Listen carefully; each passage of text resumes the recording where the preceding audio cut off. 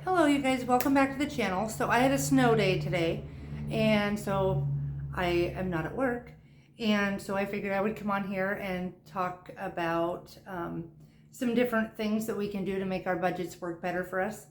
And so if that sounds like something that you're interested in, then definitely give this video a thumbs up and consider subscribing, because that's what my videos are about. I do different personal finance items, budgeting, saving money, and how money kind of relates to all the different areas of our life. So if that sounds good, I'd love to have you for a subscriber. So let's get into it.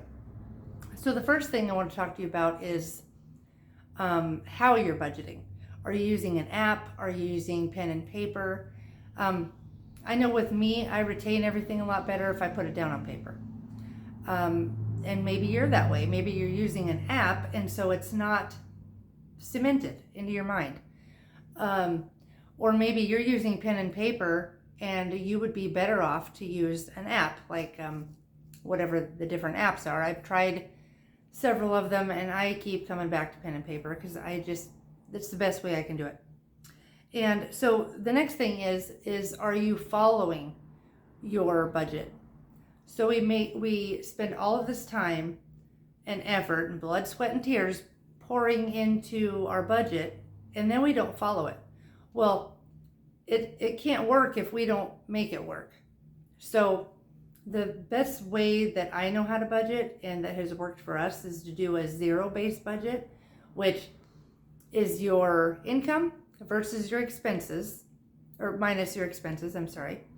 And that number would equal zero. Now it equals zero because every one of your dollars that comes into your house has an assignment. They have marching orders. They're going here, there, and everywhere. I know Dave Ramsey says if you don't tell your money where to go, you're going to wonder where it went. And so we're trying to avoid that. And so the next thing is to automate as much as you possibly can. For example, you can get a hold of your power company, your natural gas company. I don't know about water. That's not something that we would deal with, and ask them if you can get on what, in our neck of the woods, it's called equal pay. And so you pay the same amount every month so that you don't have, in January, a $400 bill, and then in July, you have a $30 bill. They're consistent and even. That also is helpful for if you do annual budgets. I do those. And it's super helpful because you know what those are going to be throughout the whole year for the most part. Now they will adjust if you wound up using a lot less or a lot more than they had originally thought, but it's okay. You just go in and tweak your budget a little bit and it's fine. So, and then the other thing is I see a lot of people making the mistake of not having a miscellaneous envelope or category, whatever you want to call it. I use real envelopes. So not using that envelope is like, I don't know, to me it's kind of inviting a budget disaster, because inevitably almost in every month there'll be something that comes up that you didn't budget for, because that's just reality. It's just an odd, weird thing that you wind up having to get that you didn't think about, or you forgot that, I don't know, maybe your daughter needs a prom dress and you thought you still had a couple months left to go. Whatever happens to be. So a miscellaneous envelope is the key to not busting your budget. You can, if you're a little bit short, you can take out of there. If you have a little bit extra, you can put it in there. So it's a absolute saver of the budget to me. I think everybody should have it. It works great for me, and I think everybody else should have one too. So the other thing is having your budget so tight that you wind up not spending money on anything ever, and it's all going to debt. It's all going to savings. You're gazelle intense, laser focused, which is so awesome, until you hit burnout. And I know this because it happened to us. We paid off $42,000 in a little less than 2 years. And that happened. So what would happen is I hadn't spent any money for quite some time. And then all of a sudden, I kind of went on a binge. So in order for that not to happen, make sure that your debt and your savings allotted amounts are to where you can still have a little bit of, not a lot, not like $1,000, $500, nothing like that. Just a little bit of room for some entertainment, some excitement, some, whatever makes you happy. Maybe you want to buy candles, whatever it happens to be. That way you don't go all gangbusters on the other side, wind up blowing the whole thing. So it is perfectly okay to lower that debt amount that you're paying off and lowering your savings rate a little bit, just to give yourself some breathing room so that you don't hit a brick wall, because it happens. It really does. So another thing I wanted to say was what we do, we spend money once a week, only once a week.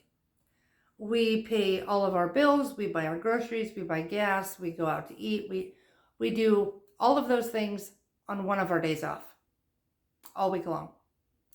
And the majority of the time, even if I'm going to buy something on Amazon or order something, I do it on that day. That is my spending day.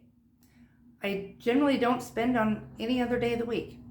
You should try that. I mean, not you should, because I don't want to, should you do anything, but it really works for us, and it may be helpful for you too. So I mean, that's something that you could try, and it gets you out of that habit of getting something every morning on your way to work. It gets you out of the habit, and it gives you something to look forward to, because if you're doing something all the time, it doesn't feel like a luxury, it's just normal.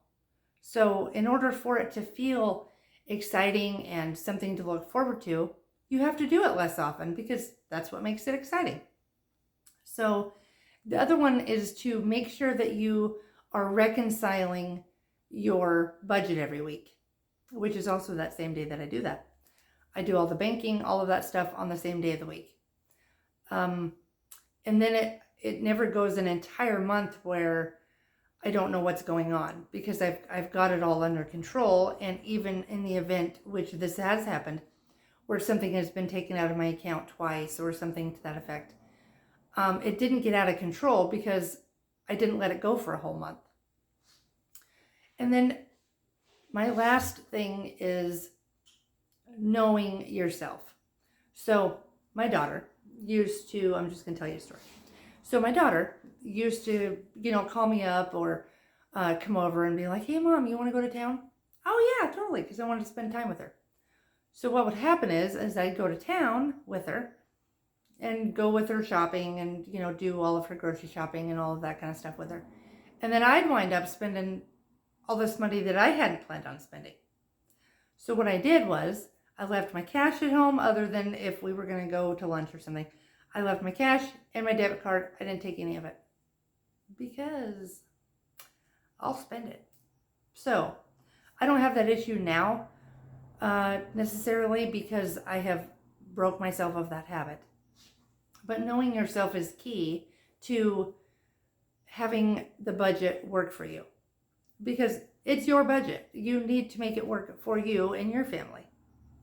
Anyways, you guys, that's what I have. And if this was helpful, definitely let me know in the comments. And if you have had anything that's a budget buster and it's just broken your budget, or if you have any questions or anything like that, let me know down in the comments, and so we can all help each other talk about it. And all right, and I will see you in the next video. Thanks, guys.